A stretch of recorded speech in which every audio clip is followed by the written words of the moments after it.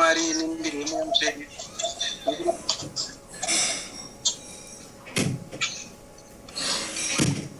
mbiri yenyu Mwari nembiri yemutsvene torumbidza mabasa akanaka anotiitira mikuwa matenga taungana maringano pamasaisai pakanaka mukuzvidzwa aya tinoona kuburikidza kuchengetwa nemweya zviri pamwe chete tinorumbidza musiki kuwanikwa muri munotitungamirira pamwe nekutipinza mugore rino tiri vatano tiri vapenyu tichikumbirira matenga mukati medero serisi reCOVID-19 airawanikwa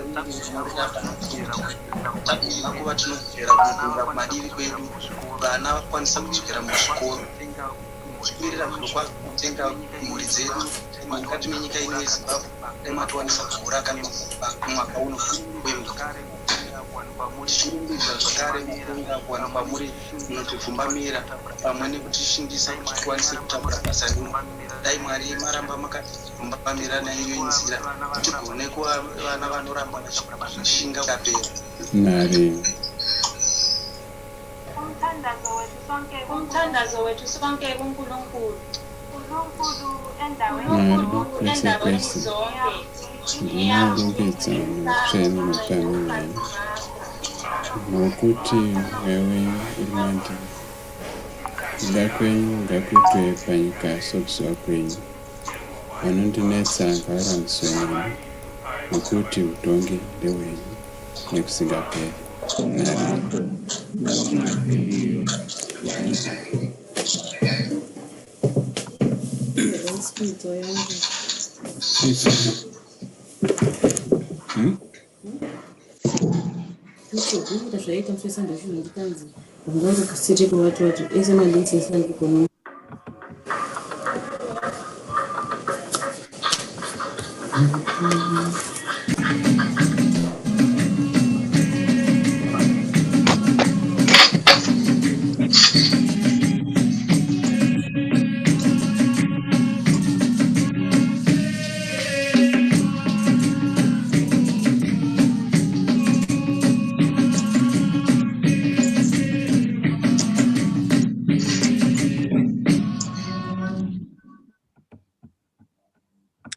uxolo phambi kwabavanyela lakuyinhlanje ngesandla ngipha sendaba kanje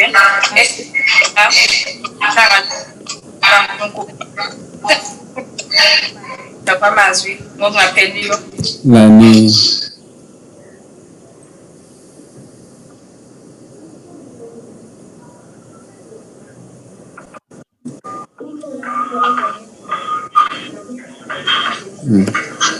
Guta. Hey. Guta.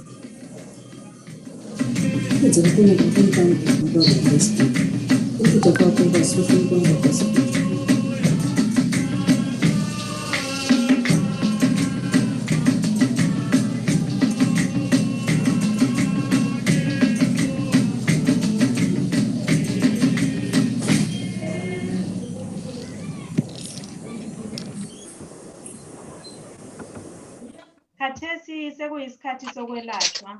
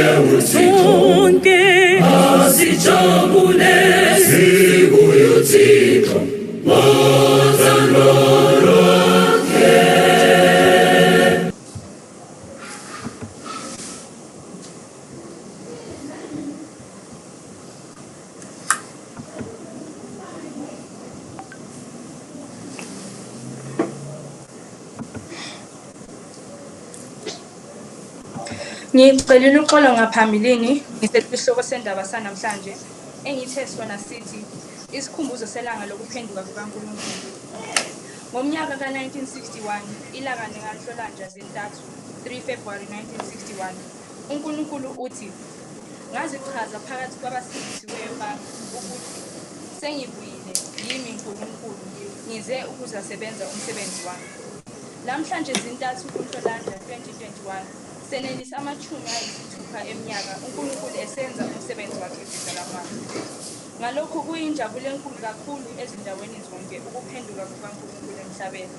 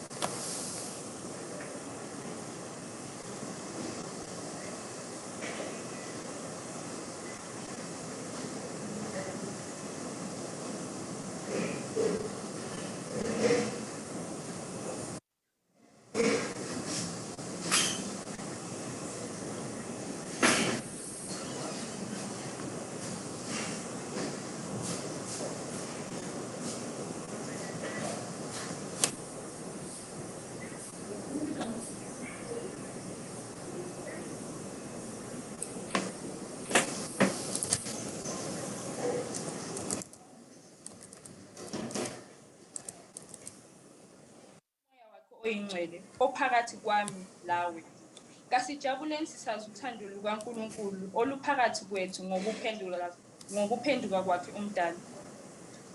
Thina abantwana beGuta silomsebenzi omkhulu phambi kwethu. Phezu kokuhlanganisa iminyaka eyi-16 namhlanje kudingeka ukuzinikela, ukukhuthala, ukwethembeka lokuzidela emsebenzini weGuta. Sibheke phambili iminyaka elandelayo kube yithi esizathola umsebenzi lo ngeqiniso langolwazi lwentando kaNkulunkulu. uNkulunkulu uthi ukukhuthala kusukela kwabethumi nababili lezimuli zabo abangabathwali bomsebenzi ngeqiniso. Kube sekulandela lina amazibulo eGuta lesithembiso. Sekulezithunya zokwelapha, abavangeli, abachumayeli, abakhokheli, onobhala, abahlabeleli, amapholisa, abalindi, abashayeli bezimoto, amabhosa, abantu bomkhumbi labagcini bawo. Bonke laba bazinikela, bazidela kwabakuhle. Kangisoze ngaliphosa lina elingithanileyo ngale misebenzi emihle kangaka. Njalo kangihlukani lani lina eliqondileyo. Andikukangana imamandida nemabasa akanaka kudai. Ekuphatheni bobukhosi. Ndichagara ndinemi. Ukupheka, ukuthanyela, ukugezisa izimpahla lapho Kune mabasa akawanda akasiyana. Akaita sokubika kugeza qondisa ubese ndiro apo pantinenge ndiri. Isidalwa esiphefumulayo sihle sizinikele kimi ngolwazi njalo yazini ukuthi njalo yazini ukuthi abulabukhosi babo bafanele bakhuthale bagcine emsebenzini ukuthi ubukhosi lokhu bukhanye kube buhle utshengisele ukuba kulabantu abaphilileyo ubuhle bokuphila nokusebenza. Khathesi ngihlezi emsebenzini ngiwakhile ngani yikho sebenzani ngothando ngokungapheliyo.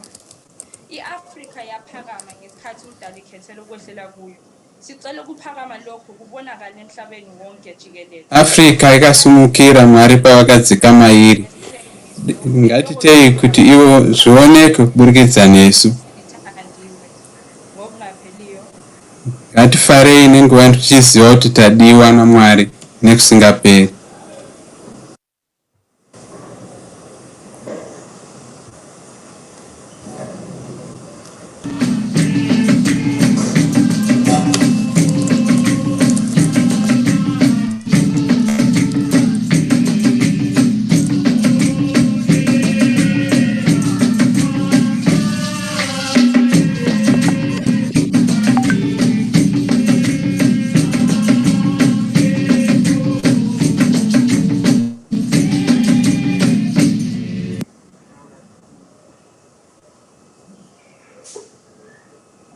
Uxolo phambi kwabavangeli nabakhokheli ngiyo inhlanganiso kaNkulunkulu yabo nje isandla esingcwele. Uma ngiphethe izimiso zikaNkulunkulu Ndasimuka ndakabata zvimiso nedzidziso yaMwari. amajaha lezintombi bekhokhelelwa nguye uNkulunkulu. Esesibili siyawazi ukubana sikhangele umhlanga omkhulu wesikhumbuzo lokuphenduka. Musoro weshoko wokutanga ndiwakanangana nevana, wechipiri wakanangana nebasa rakatarisa naro rekudzoka kwaMwari. Ezaphuma mhla zintathu kuNhlolanja ngomnyaka 1980 okunye umntwana osanda kuphuma lapha sekuthintile. Isihloko sithi amazwi esithembiso ebantwaneni beGuta Mwari.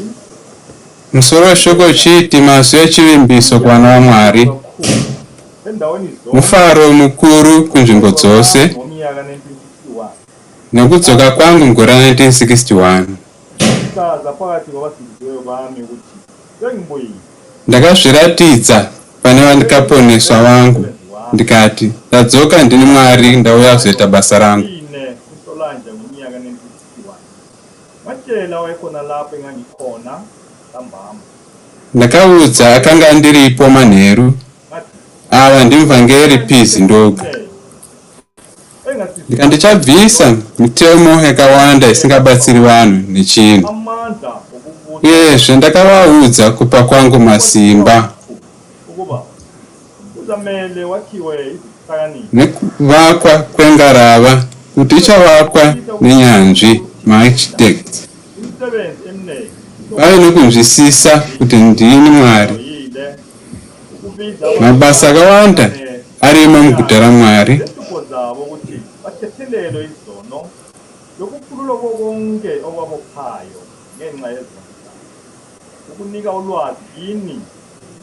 Kupa Mwari musina kupoterera nemazita ezvisikwa, kupa masimba nyika muno mudenga.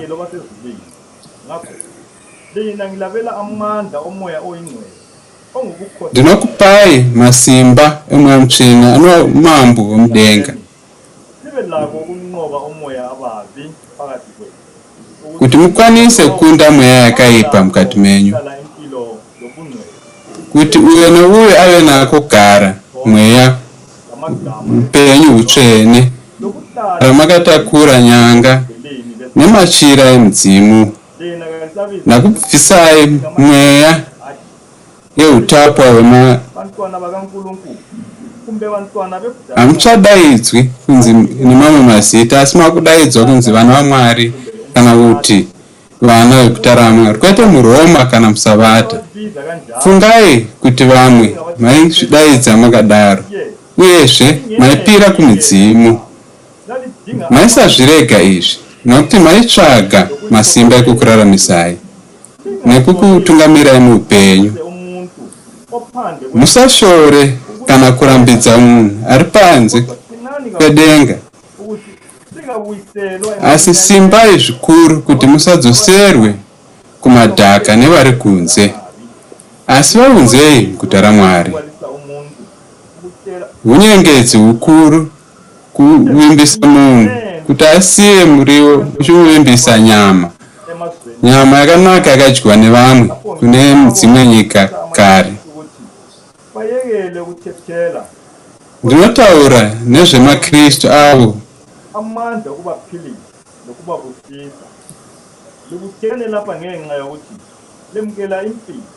makaungana pano, mabviswa mune zvakawanda, makupenya mufaro mukuru nokuti mave norudo, makonekwa nekuungana kwamaita zvinoratidza kuti munonzwanana, basa rese nyika iwane kupona. Kuzvipira kunobvira pane gumi vaviri nemhuri dzavo, vakanga vari vatakuri vebasa vechokwadi. Kotera imi matangwe munova vana vechivimbiso, kwave nevatumwa vekurapa, vavhangeri, vaparidzi, vatungamiri, vana mabharani, vaimbi, mapurisa, vachengeti nevachairi vemotikari, magosa nevavaki vengarava nevachengeti vavo. Vese ava vakazvipira. Handizokukanganwi imi mandida nekuda kwemabasa aya akanaka zvakadai, uyezve handizosiyani nemi vakarurama. Avo vane mabasa avo akaipa ivari muno mumusha, tichagara takafuratirana chete, asi ndokupa nguva yekuti ushanduke usiye kuzviitisa kwako. Handina udyidzani nemutadzi. Pane mabasa akawanda anoitwa pakubata umambo, zvakaita sekubika, kutsvaira, kugeza. Ndauya kuzokuisa muchokwadi, kukuisa munzira yechokwadi isiri yekurasika.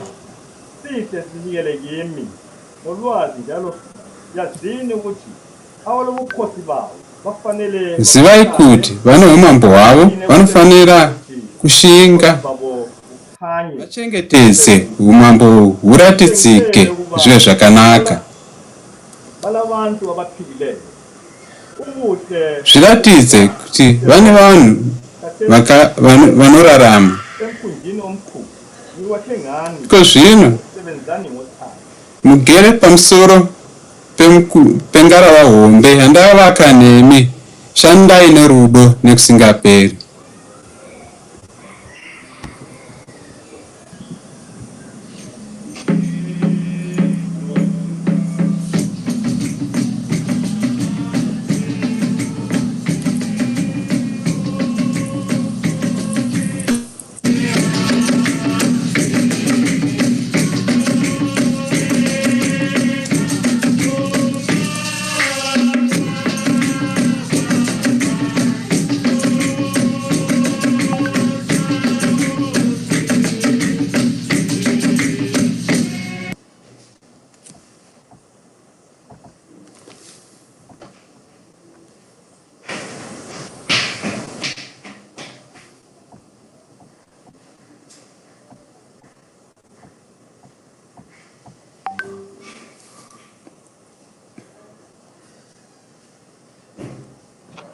Cela isifakazi sakuqala khokhela itsikira thatha isigaba sakho.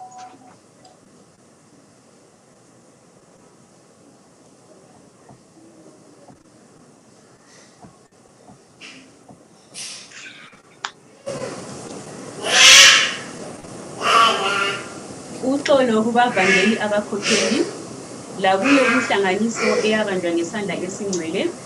Mina engikhulumayo nginguSimanga Tsikira, esokuzalwa ngingowakomhlawumbe. Inombolo zami zekhasi lekhaya zithi zona SP 010 8201. Ikhalenda ka-2021 ithi yona namhlanje zintathu kuNhlolanja, ilanga lamanye amalanga amakhulu njalo aqakathekileyo embalini yokholo lweGuta Mwari lasemhlabeni wonke jikelele. Kalenda ya 2021 inoti nasi ndi 3 February, zuva rakakosha iro ratinofarira kuzadziswa kwemakumi mana emazuva. Sakei nasi takaungana chivimbiso chinofadza neuyu mukana wokupupura ndasarudza kuti ngelanga lakuqala kuNhlolanja amandla elele ehlile. Kwenzakalani muzuva rekutanga musi wa 1 February zvakaitika muna 1961. Kwaba ngosa mazwi nekutaura zvakaratidza kushanduka. samtshela okwahle kwaveza ukuba umoya womuntu wawusuhlangene noNkulunkulu emzimbeni munye.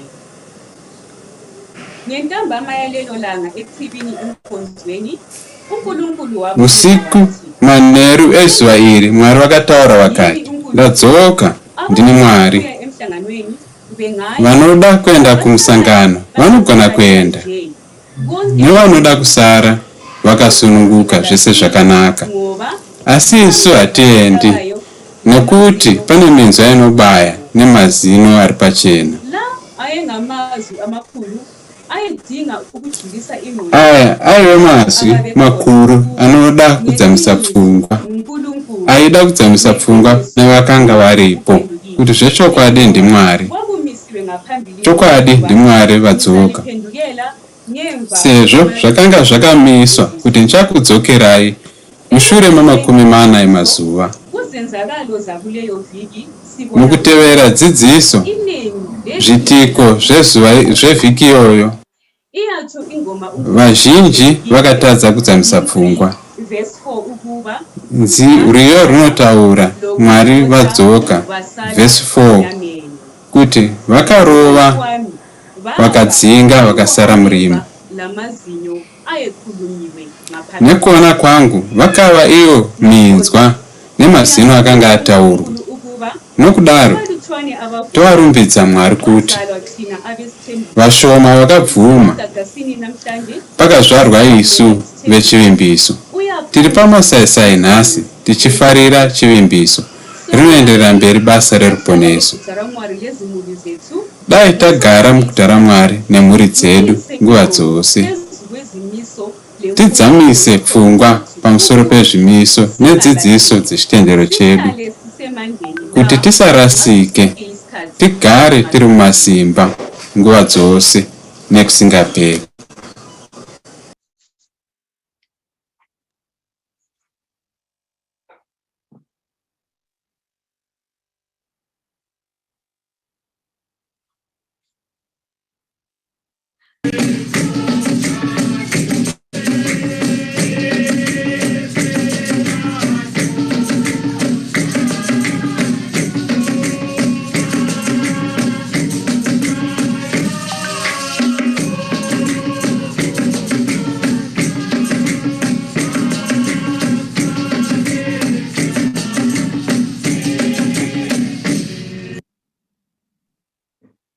Siyaxolisa mabutho abafakazayo, isicela lingagijimi kakhulu ekukhulumeni ukuze abatolikayo bathole isigaba sabo. Uxolo kubavangeli abakhokheli la kuyo inhlanganiso yabanjwa ngesandla esingcwele. Ngisukuma ngemva kwenhloko yendaba ehlukanisiwe ethi isikhumbuzo selanga lokuphenduka kukaNkulunkulu. Siphakathi kwawo umhlangano wesithembiso lo owaletha injabulo tiri mukati mawo msangano wechivimbiso.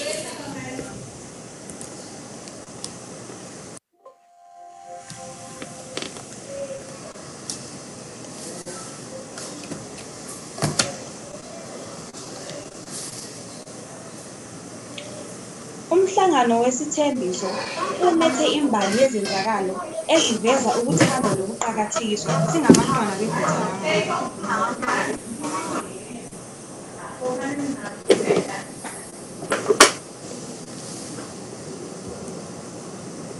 Kambe inhlanhla enganani ukukhetheka okuhlanganisiwe. Ngemva kokuphenduka kukaNkulunkulu ngomhla ka-1961 siyafundiswa ukuba umuntu wakuqala ukwelatshwa kwaba ngumntwana.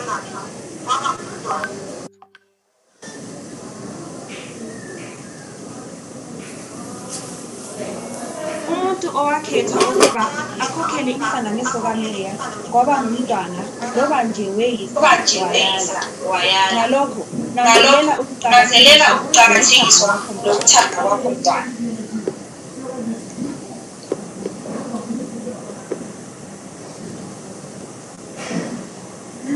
Phakathi kwembali yokwehla kwamandla siyafunda ukuba mhla zintathu kuyo inyanga kaHlolanja uNkulunkulu ngesimo eziveza phakathi ethini iningi lafikelwa ngumoya. Tinodzidziswa kuti nezuva irori rechitatu muna February Mwari vazvirapinda mudivi vanhu zhinji vakabatwa nemweya. Kusifundisa ukuba kasingabe yibo abantwana abathathela izinto ngoba la siyabona ukuba umoya ubala uziveza ngokuphindaphindiweyo.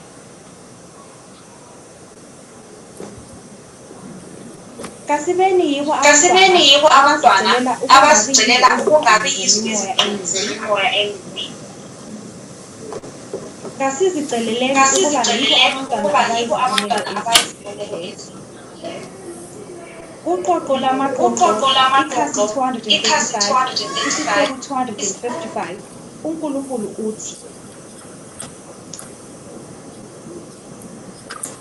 bantwana lapha kulamandla hlala ucelela izifiso lendungo yakho empilweni yakho. Hlala ucela izikhathi zonke lapho oyabe ukhona ucelela inhlalo yakho. Ngemva kokugqoka izicathulo isimo saqhubekela phambili silanda indlela. Kwabuzwa amankazana amabili ayezihambela ukuba ayebonile na owakwenzakele eGuta phetsheya. Mushure mekupfeka shangu Mwari vakaramba vachiendera mberi. Pane vasikana vaviri vakabvunza kuti vakanga vaonei, vakati havana zvavakanga vaona. Zvino mhinduro yakadai haina here kuvavharira makomborero? Ngatidzidzei kuti tiri vana, ngative tinozvirereka tichiratidza nguva dzose. Mucombined volume musoro 63 Mwari vanoti ruremekedzo runofanira kuvapo pamwana wese Guta raMwari. Ngative vana vanocherechedza mumwe nemumwe. Tizive nzvimbo yedu, tisazvivharire mukana wokugamuchirwa makomborero anobva kuna Mwari. Dai Mwari nenguva ino tive vana vanocherechedza kuti midzi yechitendero ibate kwatiri isu.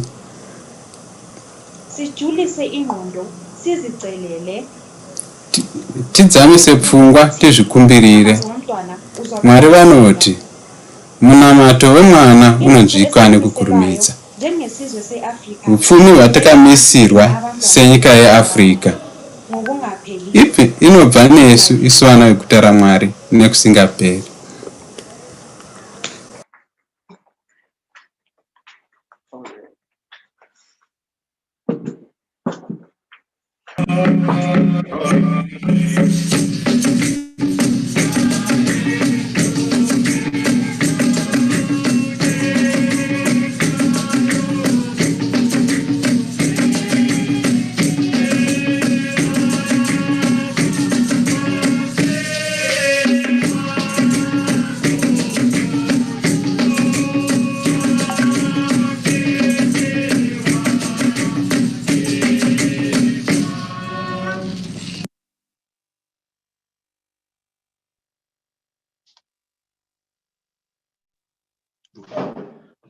Maisolo ba Evangelii ba etapele wa leputo.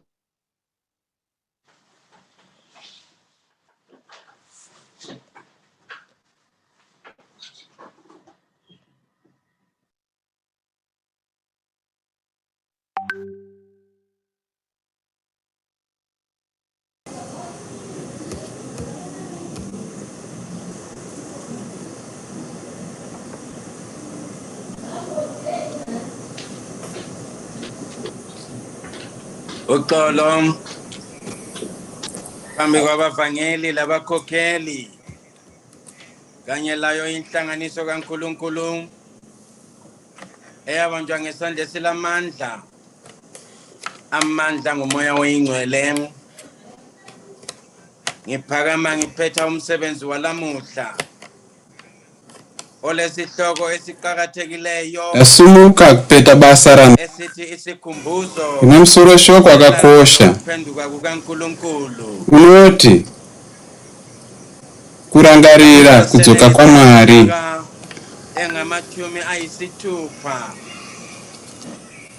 isithembiso sokuphenduka kukaNkulunkulu. nasi takwanisa makore anosvika 60 ngalo leli langa chivimbiso chokudzoka kwa Mwari chakazadzikiswa nairori zuva. zokulindela chivimbiso chamakumi mana emazuva chekurindira chakazadziswa Mwari vakazviratidza mukati mevakaponeswa vavo vakati ndadzoka ndini Mwari kuzasebenza umsebenzi wami ndauya kuzoita basa rangu. ayikho enye indawo hapana imwe nzvimbo sobala emhlabeni ngaphandle kweguta apo Mwari pavakazviratidza zvipachena munyika kunze kwemuguta raMwari. Isu vana veguta raMwari tiri matangwe eguta rechivimbiso. Mwari vakadzika mudenga vakagara muchimiro chinova munhu vakatora chimiro chako iwe muAfrica, asi hazvina kuva nyore. Nairori zuva kwasvikwa kumusangano kuChinhoi. Nhoroondo inoti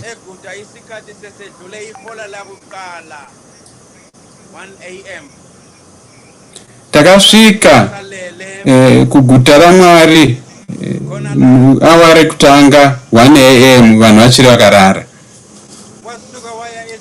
Ipapo vagondo vakaenda kwaive nedzimba kuita kunge vari kunomutsa vanhu, asi havana kudzoka. Takati kuna vari zvidzo vatevere, asi havana kubuda motikari. Zvadaro takagara mumota kwenguva yakareba zvikandinetsa zvikuru. Ndakaenda ndakananga paimba yakanga yakavakwa yakanga ine guva mukati. Ndakapinda mukati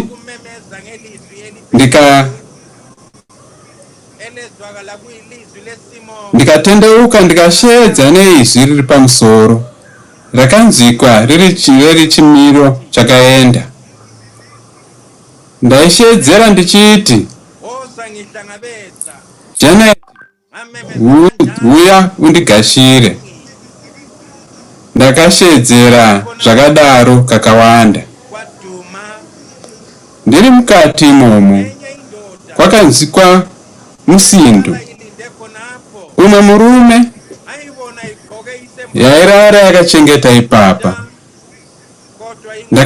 Ndakamuona akapfeka chipfeko asi asina kupfeka bhandi, kusunga bhandi rechikumba. Ndakamushora zvikuru neizvozvo. Ngaticherechedzei kuti murume uyu chivimbiso chake chakabva chapirira ipapo. Mubvunzo unoti, iwe nhasi zuva iri wana wakaita sei? Kudzoka kwaMwari kwakaunza mufaro mukuru munyika.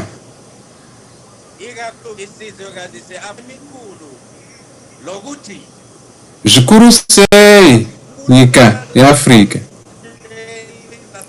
nekuti hapana dombo richagara pamusoro perimwe.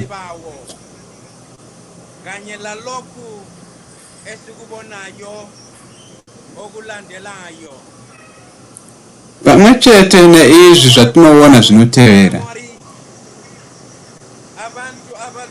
kushedzwa kwevanorwara muguta raMwari, vanhu vanonetswa nemweya yemadzinza nematambudziko akasiyana siyana vanorapwa vagoregererwa zvivi.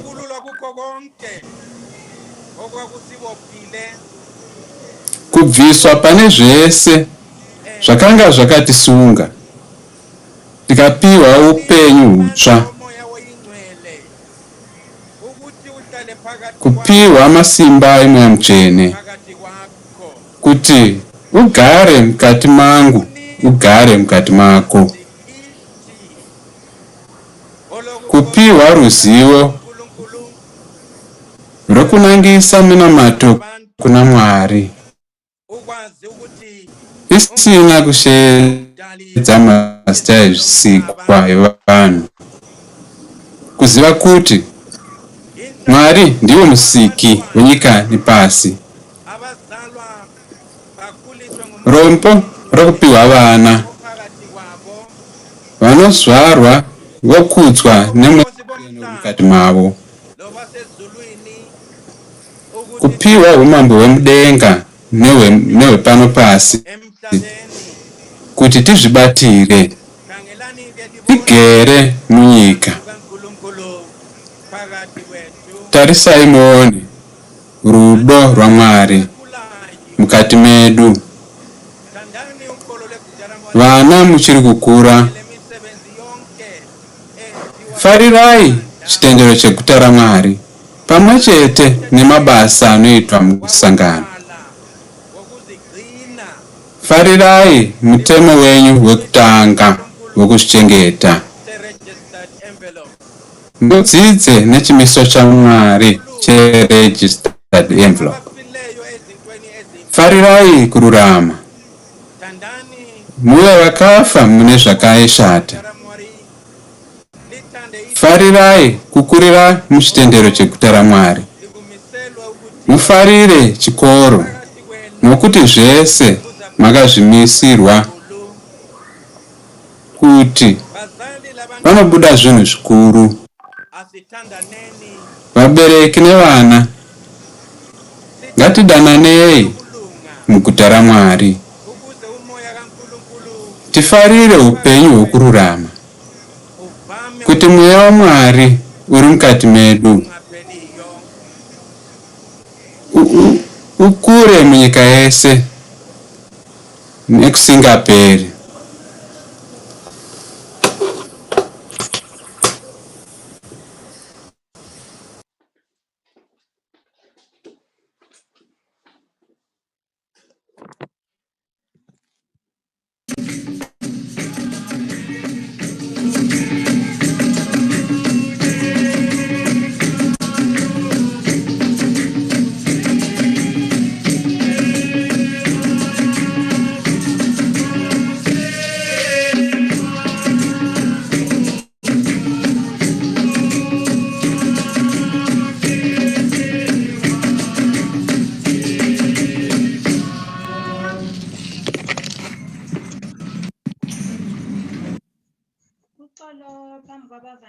labakhokheli lakuyo inhlanganiso eyabanjwa ngesandla esingcwele.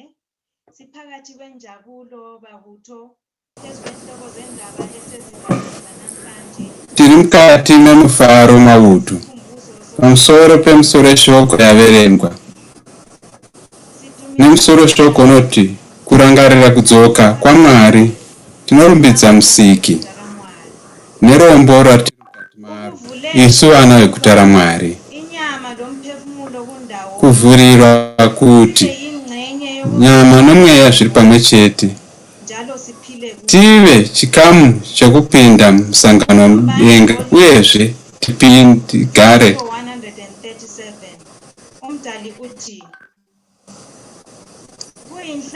Mwari vanoti irombo kuuya kwerombo mukati maAfrica nepasi rese. Zvino mune nguva yokubata basa nesimba nokuti mune chokwadi. Takurai basa vanhu vapone vave nenhoroondo yechokwadi.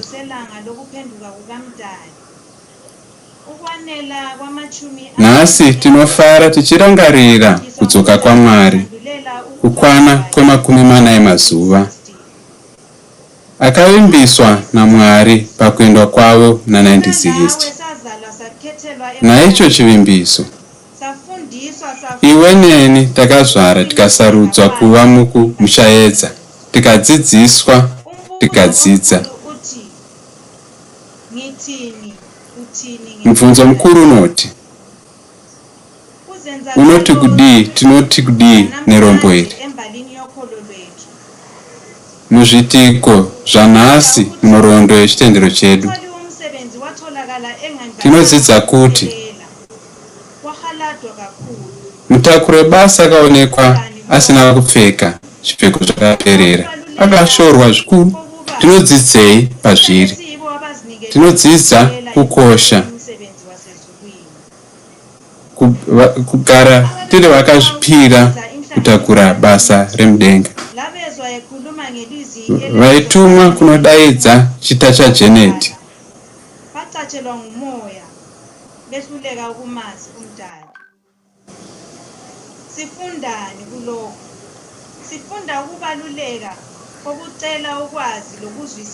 Tinodzidza kukosha kwokukumbira kunzwa izwi raMwari tiritevere. Mwari vachibvunzwa kuti Mwari vana vako varipi? Mwari vakati vana vangu ndivo ava vari mudivi. Tisu vana vaMwari, isu chita chokubvuma nechokwadi. Mwari vakauya vakatisanganisa. Ngatifarei tipinde musangano tinoudzamu hukuru hwechitendero chedu. Tidzidzisane, tizive, tine rudo nekubatana.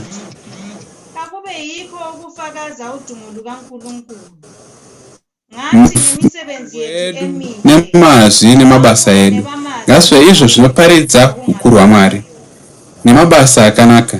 Vazive Mwari nekusingaperi.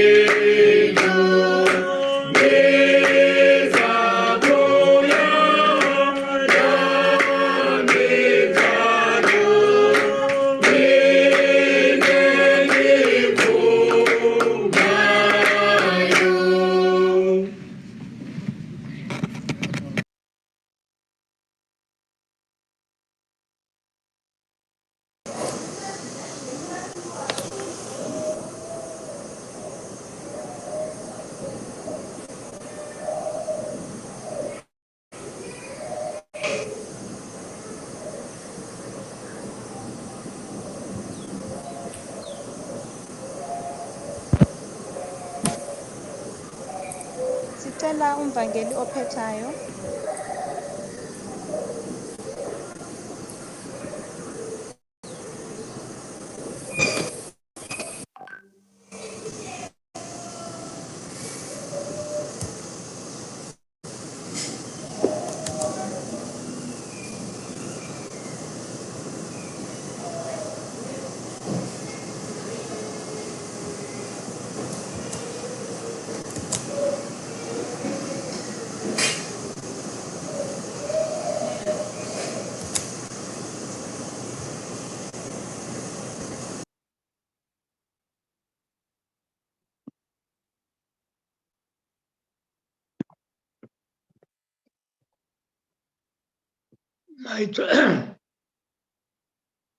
maitshwaro ba bankgedi baetapele wa go boitshepo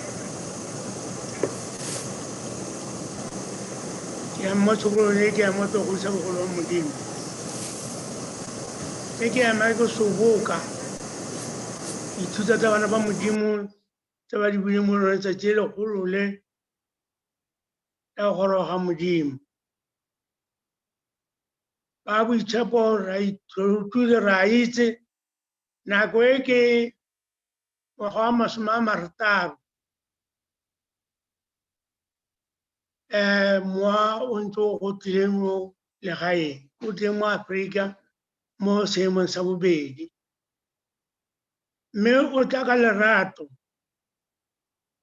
o tla ka dithuto tse di farologaneng o ruta bana o ruta le rona bagolo ka le rona re le bana ba modimo o ruta tshwanelo le tse seng ditshwanelo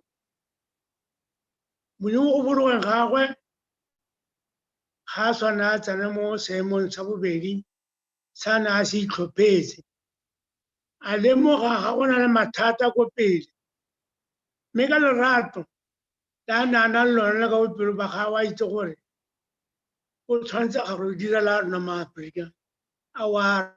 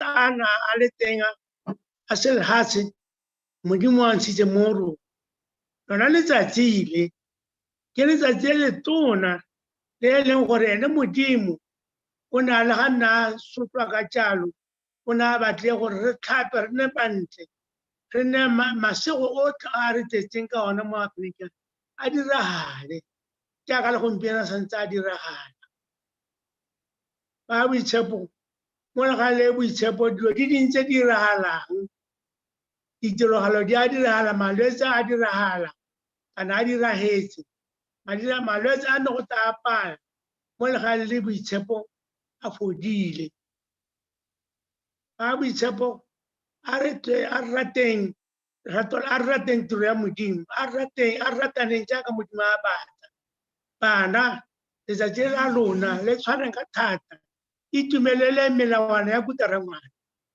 itumeleleng go gola le bana ba ba phepa itumeleleng gore ga le tsewa le be le phepa itumeleleng gore e re ga ope o a reng o batla go nyala ka wa nyala batsadi ba ba itse pele tlala ka kopana dikobo se modimo o se kgothaditse go le pele a lemogile dilo tse dintsi malwetse le go koafala ga mmele wa motho ga a sa le mmotlana jalo ba boitshepo o ngwanaka tshwarang ka thata letsatsi la lona le diriseng ka lerato dithuto tse di rileng ga ne di ra lona tota le di utlwile ba ne le utlwa sepoe ya Setebele mme tota hela ka kakaretso e ne le dira bana ba Guta ba botle le botsadi re le batsadi dithuto tse di a rama letsatsi le re tshwanetse ra le rotloetsa ra le rwala ka boitumelo bo bogolo ka go sa feleng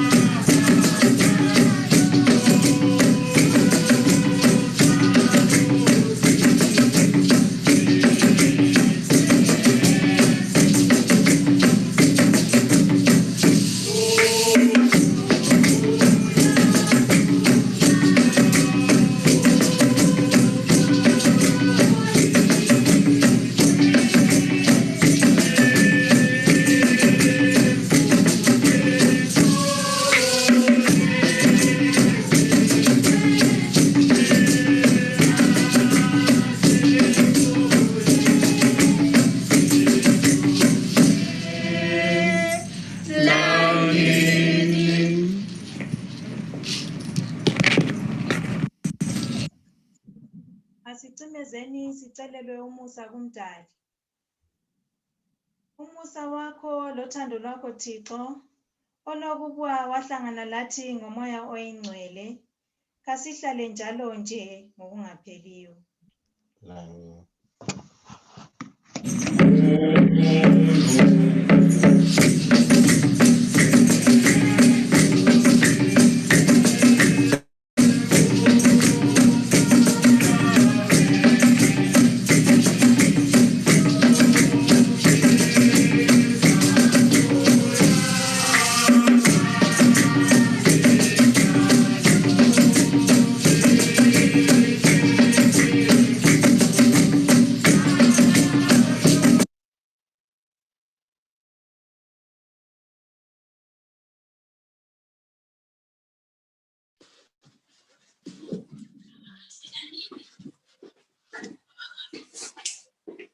Ngicelile uxolo ngaphambilini leli thuba lezaziso Ikazwino yabe kweziso emkhunjini likhona ngayona le indlela esingena ngayo kana kupinda mkaraba uripo sixhumana lomkhokheli ophandle burkidzane thole inombolo yakhe mumasasai tinofonera mutungamire ari panze zvakanoka titsvage namba dzavo ndivo vanosoti kuzivisa vatumwa toenda kwavari vari mukati merusando. Tave mubasa guru rekurangarira kudzoka kwaMwari, mufaro kwatiri. Isu tinobvuma Mwari nemabasa akanaka muguta raMwari. Kuna urongwa hwakanaka zvikuru gore rino tichifarira makore 60 musi wechishanu mangwanani mushure merusando rwokurapwa. Kuna urongwa hwekufara paInstagram yeguta raMwari vinenge vichitungamirirwa namutungamiri emurovhu kuheadquarters. Kovazve ne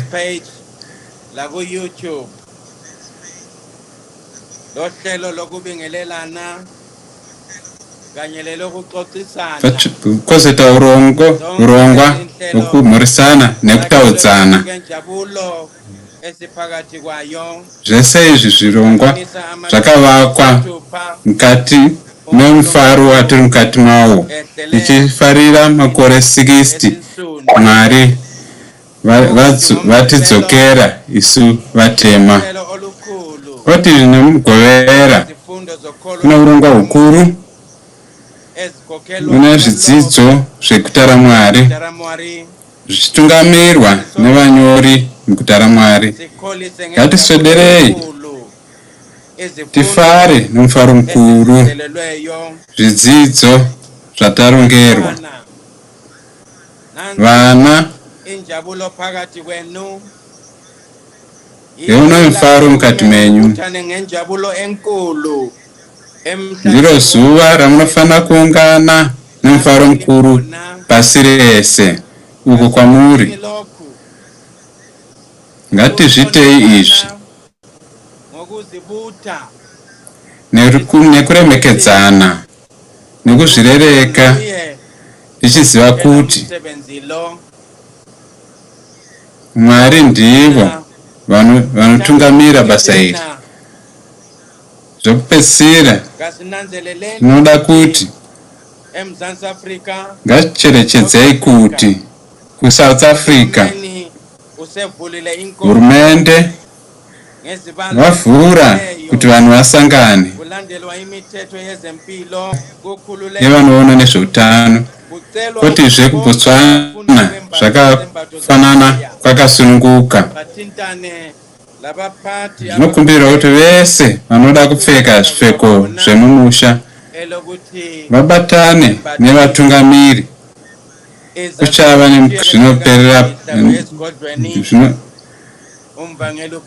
ziso zvangu zvinopera pano. Ndinosiyira muvhangeri kendlovu nekusingaperi. Uxolo phambi kwabavangeli abakhokheli lenhlanganiso eze ukuzadumisa uNkulunkulu ngalintambama. Namhlanje zintathu kuFebruary ka-2021 sikhumbula nasi rechitatu muna February 2021 tichirangarira kuzadziswa kwemakumi mana emazuva. Ndakamirira mubatijigaro kurangaridzana chete kuti chimiro chakasarudzwa naMwari chakarohwa, nokuti Mwari vakanga vataura kubudikidza nacho kuti ndini Mwari ndadzoka wenyika dzose. Isusu vakazvarwa nechivimbiso, chikamu chekuvaramba. Isigaba sokwala uNkulunkulu sivela ngesikhathi lapho umuntu ayehluleka khona ukuthwala umsebenzi wokholo. Kuramba Mwari kumatiri kunobva nekutadza kutakura basa rechitendero. Munhu angatadza kutakura basa rechitendero nemabasa. Anogona kutadza kubvisa zvipo zvokuita kuti basa riendere mberi, zvokurumbidza Mwari nekukudzikira muno muAfrica. Unenge uchivarova nekuvadzinga mukati meupenyu hwako. Zvino mukana wekuti uzvione uri mukati mebasa, kuti uzvione uri wevamwe vanoita kuti basa rikure, uzvione uri chikamu chekubvuma. Mukana uyu uchavapo musi wegovera uyezve nesvondo. Tora mukana uyu nokuti wakakosha, uri ushandise kuvaka chitendero chekutara Mwari basa riendere mberi, iwe chisikwa uropafadzwe. Usazvione uchidarikwa nemukana wakanaka zvakadai. Shanda. Mwari vanoti shanda rangu basa, ini ndichashanda rako. Nderipi basa raMwari raunoita? Unogutsikana here nebasa raunoita? Ona kuti unotora chikamu chako. Usapfurwe nemukana. Zviziviso zvemubatijigaro zvinopera pano. Ndinosiyira Vice Secretary General vaVhangeri Chuma vaunze zviziviso zvavanazvo nekusingaperi. Uxolo kubavangeli abakhokheli lakuyo inhlanganiso eyabanjwa ngesandla esingcwele. Bancele sithanda ukudumisa uNkulunkulu sesingenile inkonzo. Vatsvene toda kurumbidza Mwari, tapinda mushando rwakakosha nhasi. Uyezve tokumbira uregerero. Tanga takazvitaura mberi kuti kudzidzira rushando rwanhasi rwakakosha kuti tisati tapinda musangano, kuti tione kuti zvinhu zvinofamba sei pamasaisai. Zvakawanda zvatadzidza nhasi, uyezve tinoona kuti pakushandura mashoko kubva mumashoko echindeveri SHONA kana kutsvana pava nezvatinetsei apo naapo. Tinovimbisa kuti panotanga musangano neshanu tinenge tagadzirisa zvakawanda kuti tuve musangano unobudirira zvakanaka. Toziva programu yabuda, tokumbira kuti vese vari muprogramu kuti muve muchitibata, kunyanya isu tiri kubata zvemasaisai, kuti zvedu zvifambe zvakanaka.